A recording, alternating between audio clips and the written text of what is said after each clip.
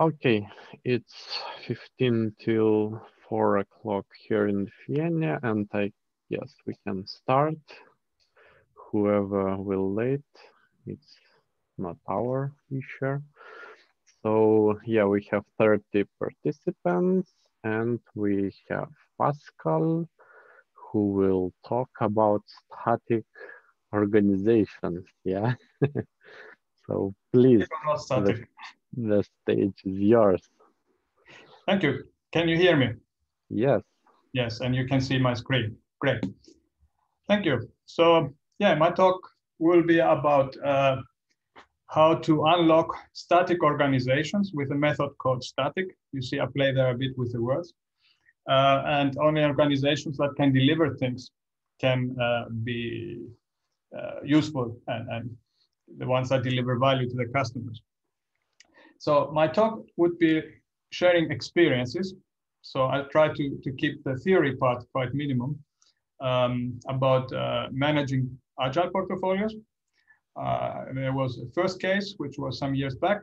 Then I will go a bit into Kanban, flight levels, and static method to introduce agile portfolio. And then I will share a second case, how it went with a static, and some conclusions for that second case. And at the end, we hopefully have then some time for questions. Yes, I'm located in Finland. I'm working as an agile coach at Agile 42. And I'm coaching teams mainly, but also individuals. And I've also been widely more coaching organizations and also leaders. I'm interested in people, how people collaborate and work together, the culture in work, and how to get impact in organizations. I have a longer history as a project manager, but I have been involved in agile methods since 2005, when I first have been working with a team that was using Scrum. And I'm an active member in Agile Finland since 2012 about. That's the equivalent to Agile Lithuania in Lithuania.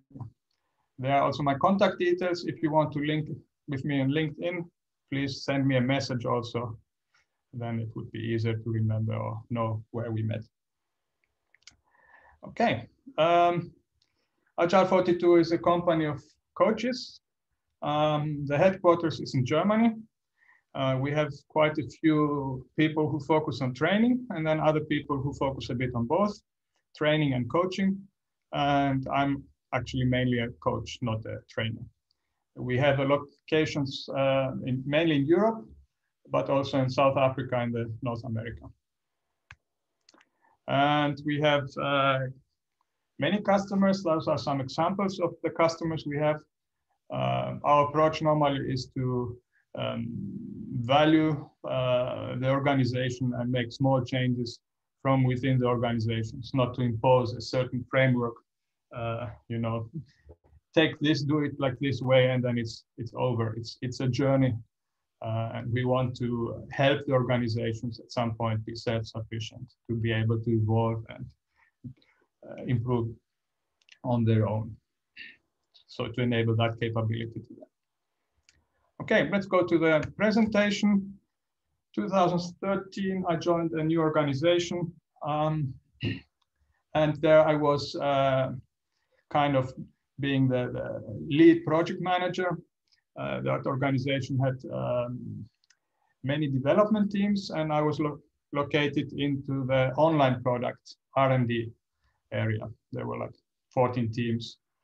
The teams were working agile, and they were quite happy. But overall, there was something missing. And when I went there, nobody could tell me exactly what was the overview of all the work all the teams were doing and how the things were related to each other. The connections were done mainly in epic level at the best.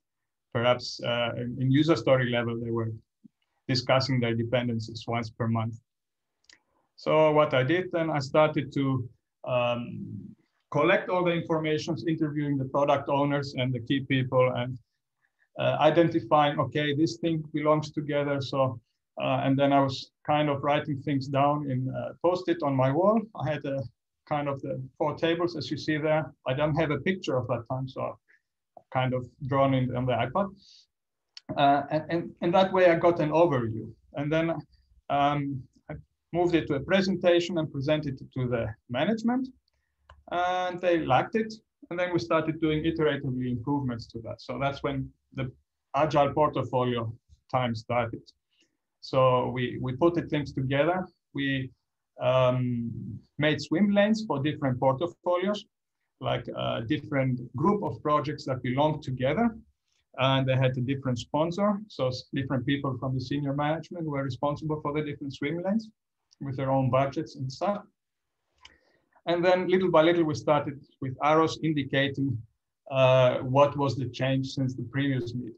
And then we also started adding and visualizing the priorities. Those are the yellow circles there. So we had the priority in order. So like what are the top 5 to 8 projects that needed to get special attention.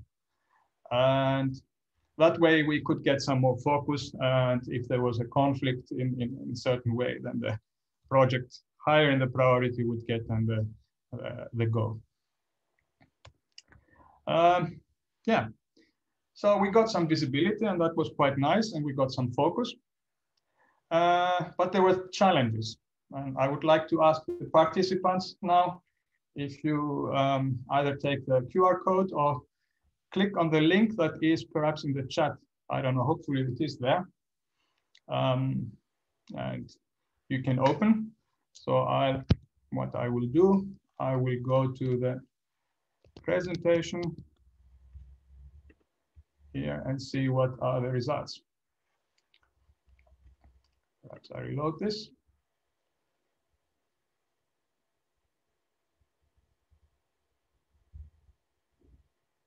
Has anybody been entering this? Does this work?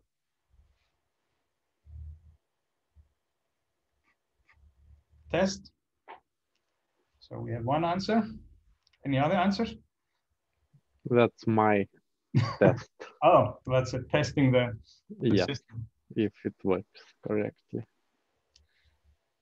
Come on, 28 participants, please. Tell us something.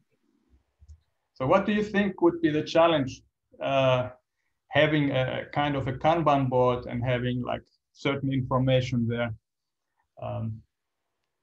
I can perhaps go back to the presentation and show how the last board looked like.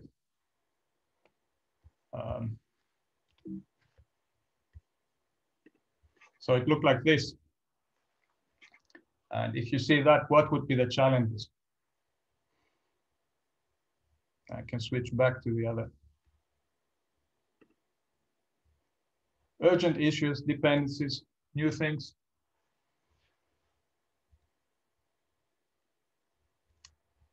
Yes, I was hoping to see something very specific, but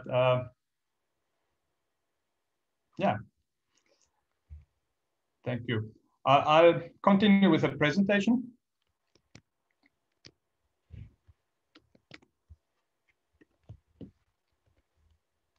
So my view on the challenges were that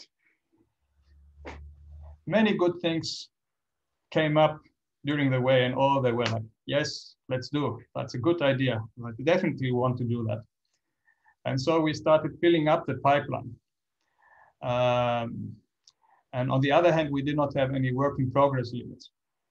We did not limit the work that we were doing concurrently. And that led, if you see the diagram on the right, that's from the Quality Software Management Systems Thinking book. If you're doing many things in parallel, then you have context switching. And if you do 2 things, you have 20% already of your time goes to context switching. With 3 things, it's 40%. So you start like being ineffective and not very productive in the things you are working on. And by 5 things, you already have like almost 80% context switching overhead in your work. So that kind of slowed down the organization. And I've been throughout my time there trying to propagate work in progress limits, but the management was, no, we have good ideas and we have good people. And of course, no projects were killed. Sometimes it was too expensive to fail, or too much invested to fail, although it would have been perhaps better to kill certain things and declare victory in the sense that we have learned something out of them. And because we were so much in a hurry, we did not have time to do things. Then the monitoring was something that was very weak. So after we had the deliveries, we did not follow up on the monitoring that consciously and that good, and we did not have so many lessons learned. In some cases, some periods of time, we also had very big projects, and those big projects took quite a lot of time, partly like being endless projects, taking like more than a year or 1.5 years, compared to other projects that perhaps were 3 months, 4 months. So when we were needing to discuss the priorities, we were having small things like apples and big things like melons. And the comparison doesn't really work in that sense, because the granularity and the entity is different. So the discussion and things were like a bit sometimes challenging and problematic. And also there was the thing that this portfolio was for all the online projects, products, and also only for the R&D part. So it was from the whole value stream, only a small part of the thing. We did not get the whole value stream, like being visible, what things are coming early on, and doing proper like business analysis in the beginning. Anyway, things were good. The visibility was there, certain level of priority was there, people were happy, and we decided to expand because it worked better than before. And expanding to other areas of the company, like HR, finance, physical products, and the marketing. And that kind of took some time. And also the vision was that we wanted to connect things to strategy. So from the strategy from the top, having certain focus areas, then those would be divided into projects, epics, user stories, and tasks. So, and it took some time to find what would be the right way to do it. And perhaps we focused too much on the tools. So we were looking many systems and tools and how to build it up. And that got us away from looking into the value. So we, after about a year or a bit more, it took time to have this set up in Jira, where all things were linked to each other, from the strategy to the task. And then we had a Kanban board where we could see the things in Jira, all the projects, in what phase they were and how they were like evolving them. This also had challenges that we had before, like no work in progress limits and things. And for the new organizations, partly it was a too big step to take. So it was too big change in one time. And then having one tool for all purposes and trying to fit everything in one golden solution that was like one shoe fits all situation, it made some people unhappy. And it became a bit bureaucratic to have everything linked properly and so on. So this overhead costs, like having certain activities and projects running under the surface. I was calling them at that time, we have the submarine projects. In my eyes, the biggest problem was that we did not have work in progress limits still, and we had this, we did not kill any projects. Everything more or less was accepted and added into the pipeline.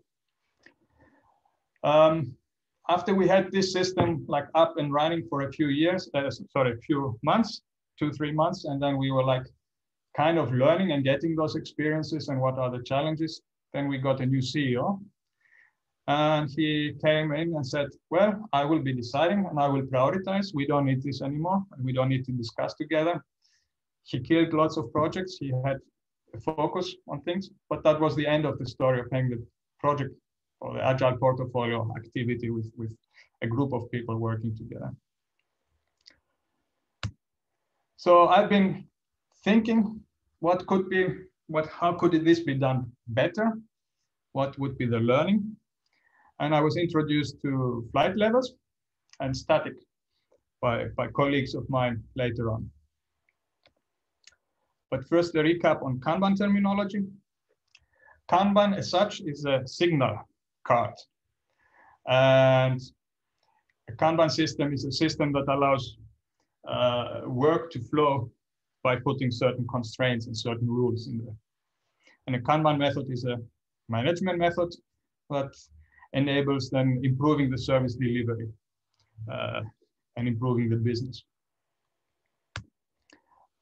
There are certain principles in Kanban.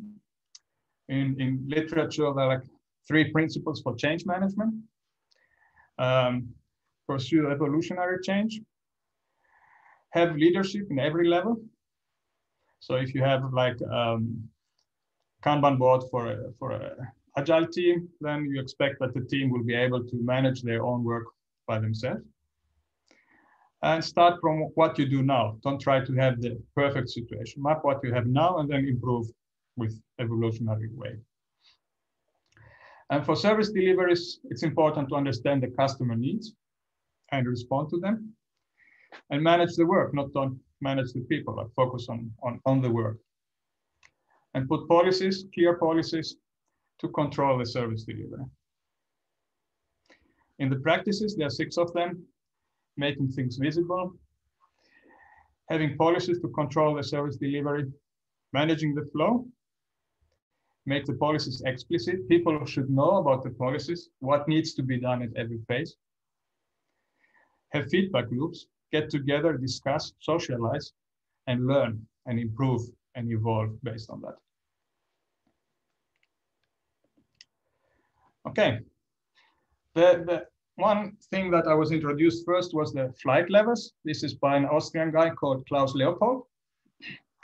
That is an association by flying a plane. So if you fly a plane, you need to act differently and you have a different visibility and you need to pay attention to different things. So if you're very low, you can see people on the streets, you can see the cars moving, you can see like lots of detail.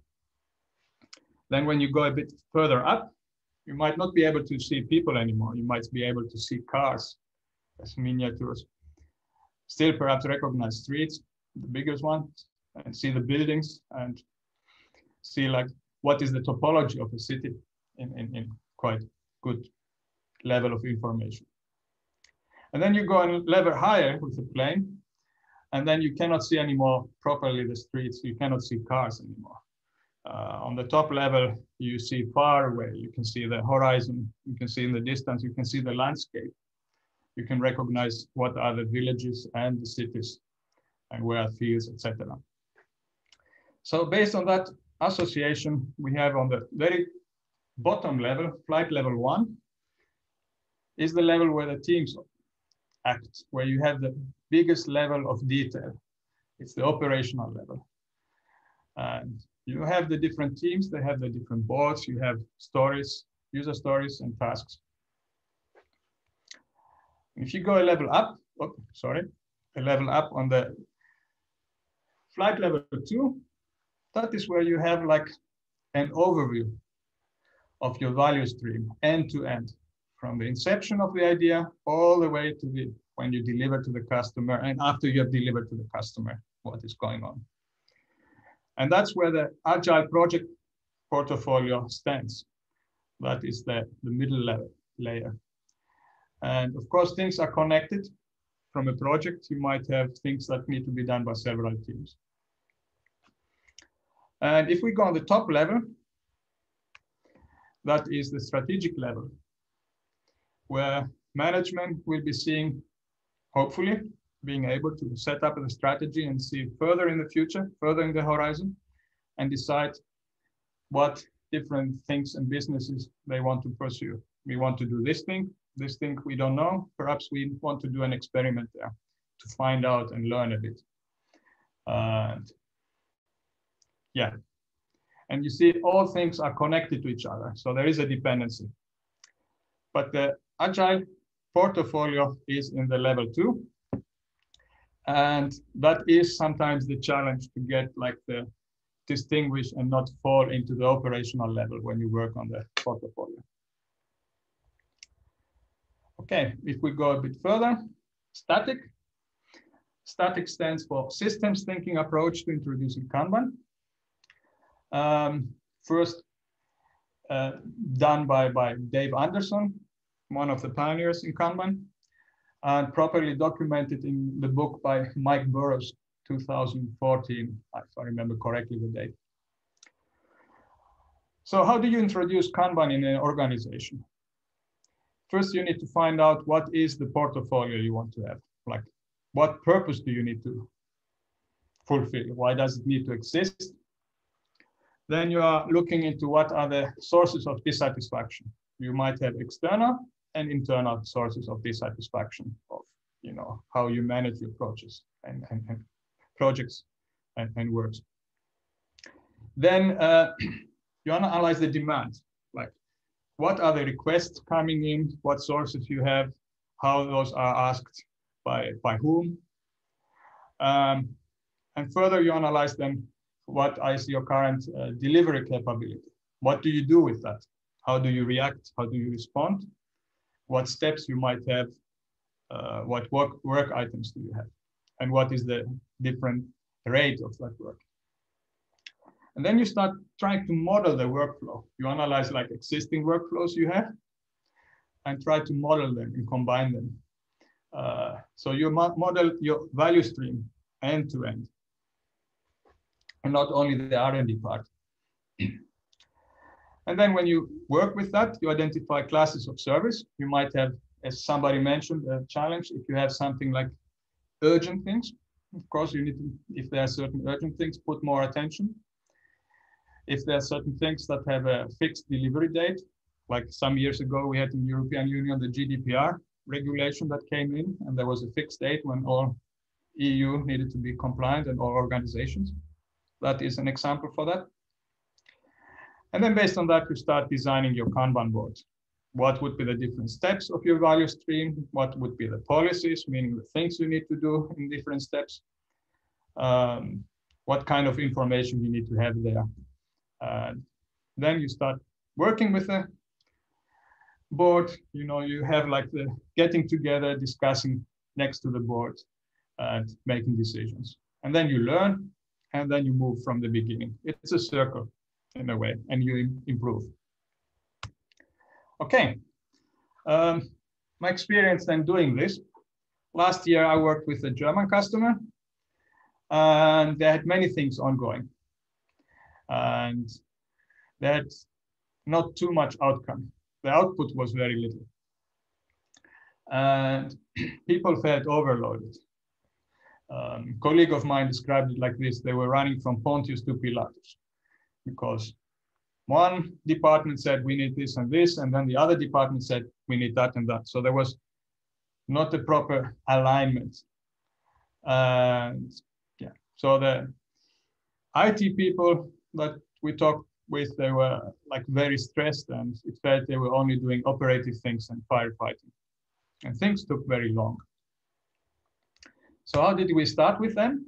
First, we put the basics in place. We had a workshop with them discussing all the basic Agile terminology so that we can speak the same language with them, that there is no misunderstanding in that area. So we discussed about empirical process, push and pull, iterative, incremental development, lean thinking principles, where is waste, what kind of waste you have, how do you identify waste, what is Kanban, what I've shown you now on the slide before, and the flight levels also.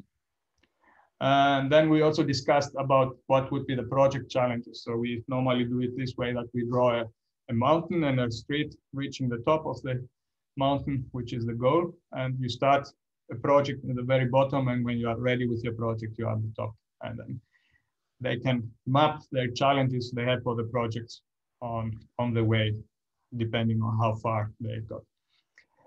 And yeah, that is like the first part, getting warm with them, and then we ask them to select key projects and think about what are the steps they do in their work, so they get some homework on that before we meet again. And then we start properly with the work. Now those pictures are in German, but yeah, we have like portfolio purpose. What do you expect from a portfolio system? So if you have like that, and those are answers that come quite often: transparency, a proper overview, doing proper risk analysis, and managing the things based on risk and value. And then we ask them, who are your customers? What kind of customers do you have? And what do they expect? What are the expectations? And we go on and we ask, what are the sources of dissatisfaction? Having the external and the internal ones. And we collect information in that. We normally get, in those workshops, we try to get influencers of the organization, not only like from one team, but people who have more a bit like networked and know more about the product, and from a clear cut through the organization, so that we, as far as possible, get like a full good representation of the organization. Then we go into the demand analysis, like seeing, okay, the customers come and ask, what kind of demands and ideas do they have? Where are those requests that you have coming from? In what form do they ask? What kind of information?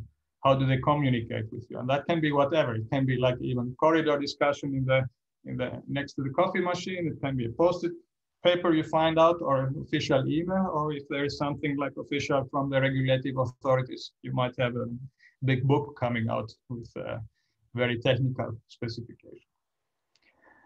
And what do you do with that? Those requests. If you get those requests, how do you react and respond to them in the first case? And how do you measure the impact and the satisfaction of the work you deliver then at the end? So here you look into the input, how that comes in, and how you then measure the output.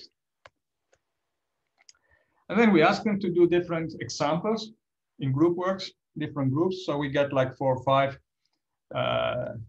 example workflows of what is the flow of a project from the beginning to the end. And we try to point out like not only the R&D part, what needs to happen from the beginning, from when the first idea comes in, all the way to the end. And those can be like, it's in the left one, it can be different representations. They might write things in a column, or then they might have a flow diagram that goes like that with different arrows and breaks down apart and comes common again.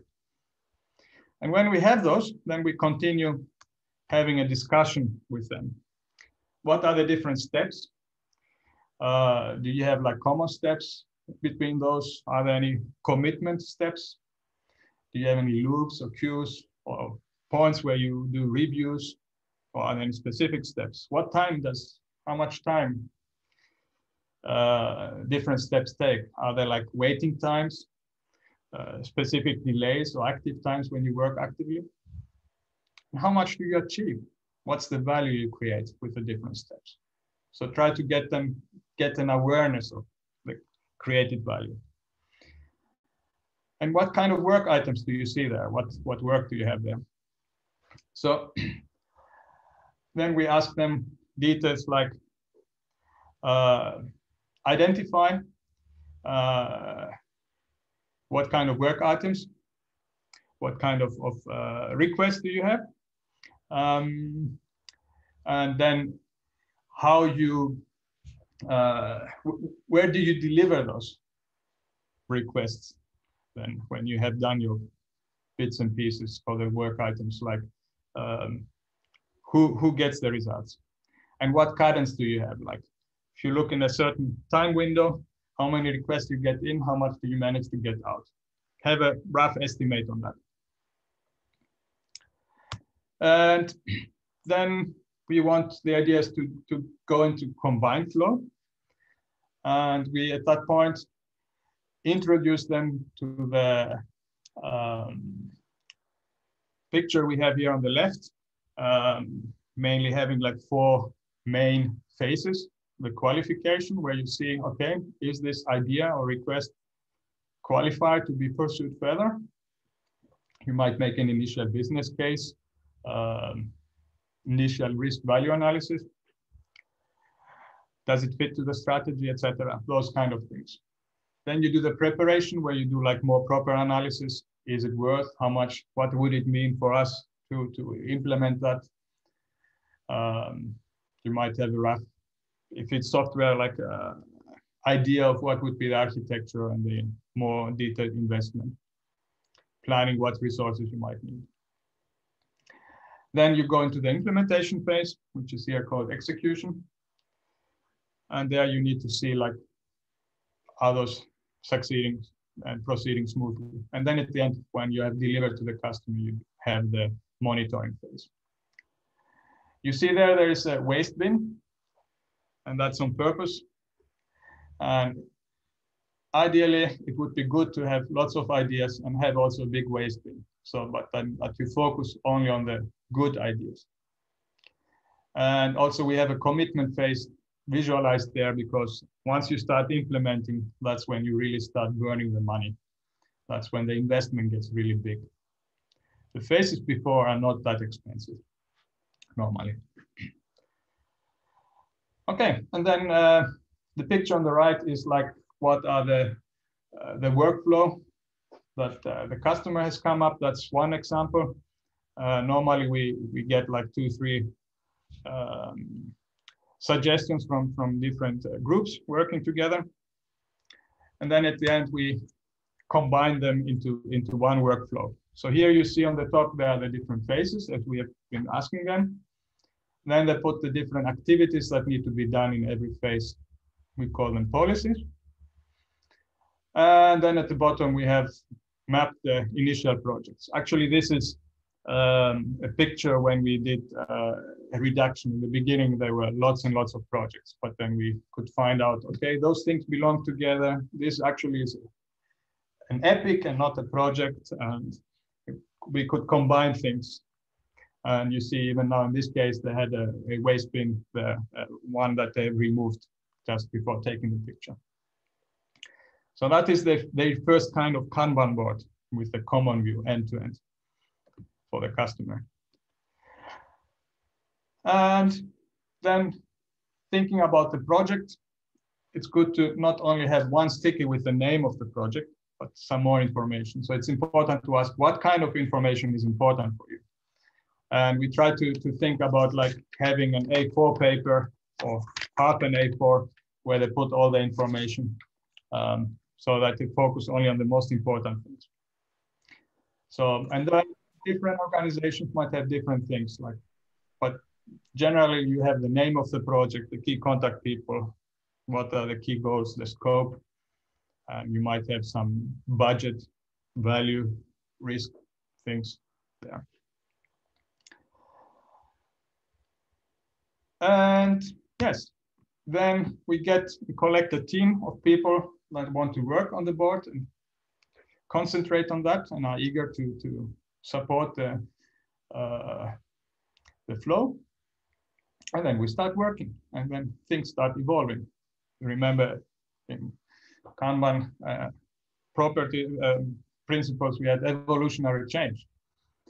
So you see there, like, they added there on the pink Post-its, there were the people and the teams that need to be involved in every phase, because those are a bit different people.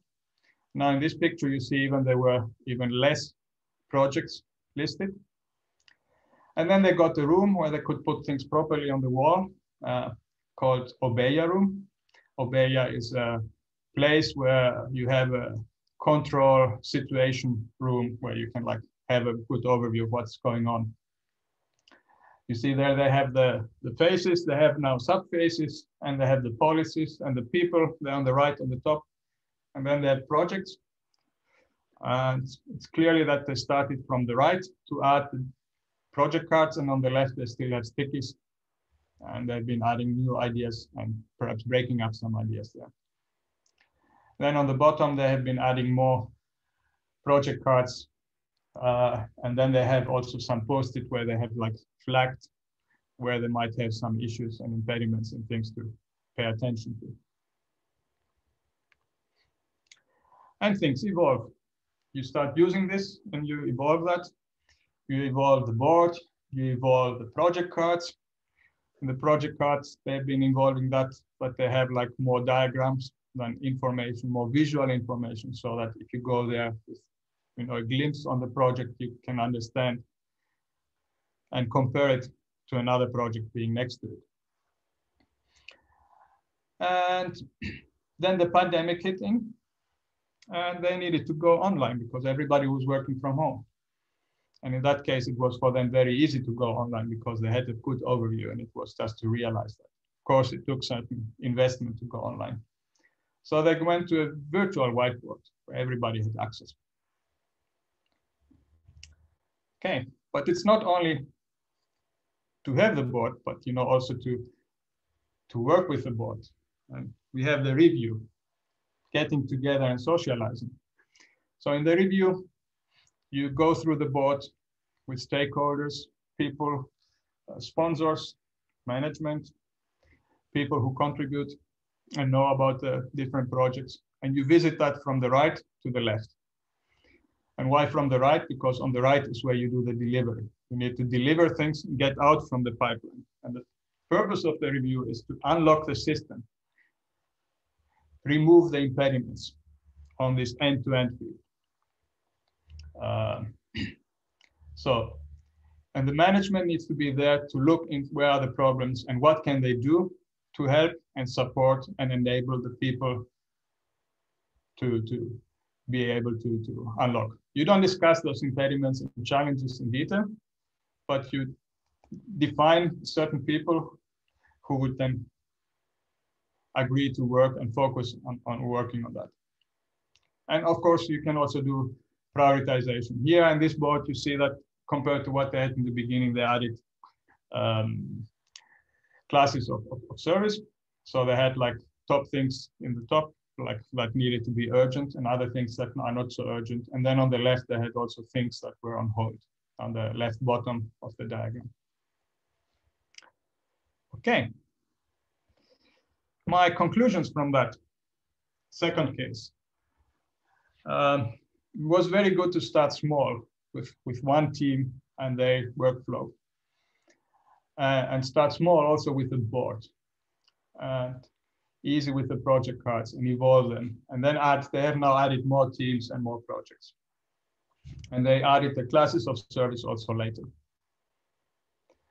So even though STATIK says that adding the classes of service or looking into them before you design your board, we found it's better to do it like after you have the first version, and then you see what kind of work and you get some experience and then you add them. And the board has been visible for all people. When it was a physical one, anybody could walk in and see the board. And also now when they have it like online, it's also available to everybody. And they've been able to prioritize the important things and kill some things and get more focus. And what was good was that there are two people really dedicated on collecting all the information, looking after the process and watering this kind of flower or plant they have called like Agile portfolio. The challenges have been like there have been political things, losing face, power. If that's in a bigger organization, but it's inevitable and perhaps a bit old traditional organization. In some cases, they were difficult to take decisions because they had this hierarchical culture where things needed to be, but I need to ask my manager. And that's not leadership in all levels. So there they had room for improvement. The outcome has been the teams were not overloaded. Like once when I went there after like we've been working with them for half a year, then somebody said, you know what, now I really have proper time to have a cup of coffee and network with my people from the other teams. And that was not possible before you came here. And they had, for the involved teams that were like, and the people involved, they had developed this kind of learning culture, getting those feedback loops. That has also worked and has been visible. And then we got big thanks from them when the pandemic hit in, because they had everything visible and transparent. and it was easier for them to take decisions and adjust to the new situation. Adjust the projects, the project priority, and the project scope for things that were needed, seeing the totality. And it was easier for them to move to this virtual way of working, and easier to do the remote work, because things were transparent and people knew each other and there was trust. That way it helped them to that it was not such a big burden. Yeah, other examples. This is an Obeya room some years back from another customer. So you can have like a situation room that is quite big with lots of information. You can also have a review. You see they're there on that board more on the right. So quite in the beginning, they will be moving to the left. Yes, and now actually I have a customer I'm working with, which we started collaborating after the pandemic has been, and I've never seen the customers face to face. So I've been working like remotely fully with them. And it gets a bit slower, to be honest. It's not as fast when you're not in the same room and being able to see their body language, especially if they have a culture of having the cameras off. That makes it even more challenging. So it takes more time to build trust. It takes more time to clear up misunderstandings, but we are getting there. We are now having the first board and had the first review last week, and we will have another review this week. Okay. I want to thank the colleagues I've been working before in the past, and also now at Agile 42. Konrad, especially, with whom I spent lots of time talking about those things, perhaps Gaetano and a few others. The customers, with whom I had the experience now to work using the STATIK, and all the other people I've been talking in different situations about portfolios, Kanban, and flight levels. And some about the images, where I took them from. I have some links, so when you get the presentation later on, you can click there. And a checklist for STATIK that we use in our company, like a one sheet. Yeah, and I'm open for questions. By the way, we have a campaign like offer for participants, so you can get 10% off training from our company.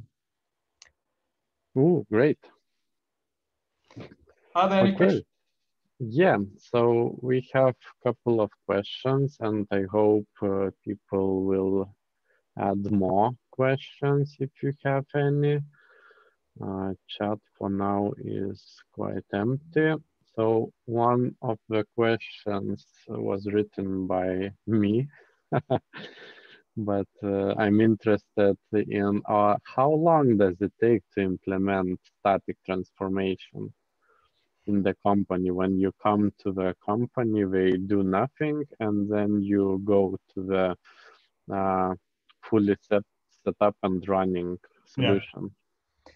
Normally, we don't even, when we go to a company, we don't even start with STATIK unless they come and tell us, we want to have your help for the portfolio. Normally they come and say, we have challenges, we want to perhaps be more agile, and then we need to see what are the real reasons. So we make an analysis and create hypotheses of what could help, and then we try to define experiments. So we normally work with experiments.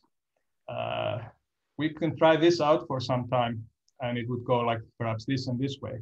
So we try to see, and it's not always the same method for every customer. We try to adapt on what we see and find in front of us. I would say, like the experience I had from last year, in order to get it smoothly working so that we can step out, it takes perhaps 6 months when you meet them like every second week for 2 days. And then perhaps it might be even faster, depending on how eager and what is the situation. I mean, it will make things visible, the boards, and trying to work there. If you don't have a clear direction, if people have a different view about what the value stream is, what their business is, then of course it might take much longer. Now when working online, we've been with the customer for 6 months and we started it in August.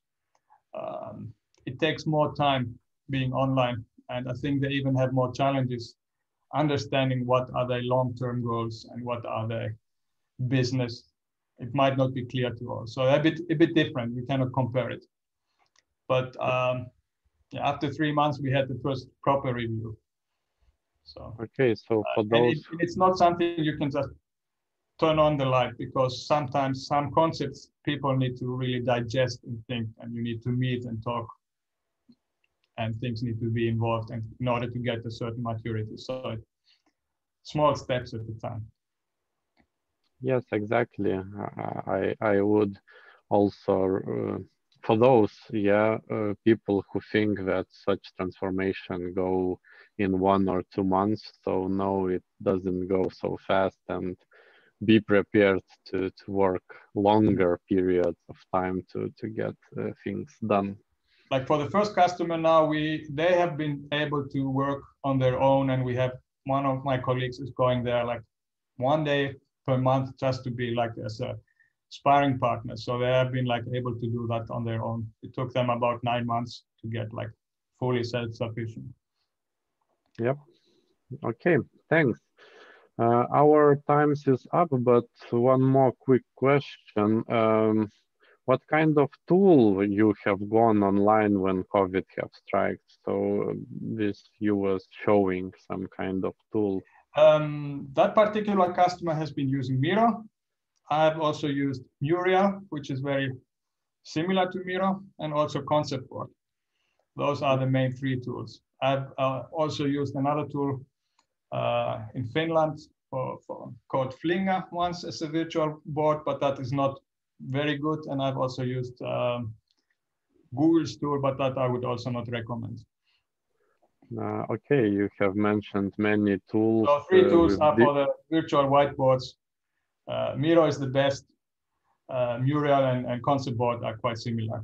The Concept Board you can have if you're a bigger organization and you are don't want to be in the cloud. You can also have your own server installation. So that's why bigger organizations prefer that. Okay. So if it's possible, maybe you can share those tools in the chat. So that I can do that after the session. So yes. So our session is, time is up. So thank you very much with your interesting talk and journey and experience shared. So for the participants, don't forget to leave feedback in Menti. You can see the code at the session. And also after the break, we are joining the main track. We have another keynote today. So please have some stretches, make some coffee, and come back to the ending keynote, closing keynote. Yeah, and if people get up some more questions, feel free to get in touch with me. Yeah, exactly. Yeah. Thank you. And bye. Bye-bye.